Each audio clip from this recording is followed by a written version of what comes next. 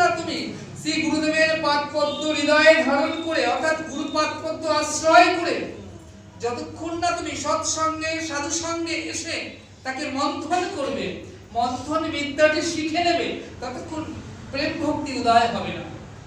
আর যদি প্রেম ভক্তি উদয় হয় গুরু কৃপায়, তাহলে সেই ভক্তি ধন দিয়ে তুমি গোবিন্দ পাদপদ্মটি ক্রয় করে নেবে। নিতাই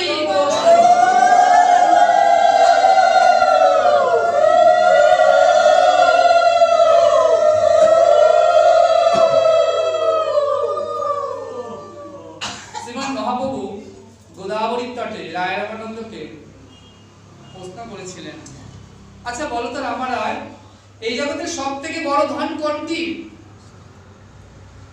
আর কারা সব থেকে বেশি ধনী? রায় কহে, ধনের মধ্যে বা সম্পত্তির মধ্যে সেই সম্পত্তি গুণী কৃষ্ণ প্রেম ধন আছে যার, সে মহাধনী। অর্থাৎ এই জগতে ধনী কারা গো? যাদের হৃদয় ভক্তি কৃষ্ণ প্রেম ধন আছে আর নয়নে ভরা চোখের জল আছে, যাদের হৃদয় পদ্মটি প্রেম ধনে ধনী।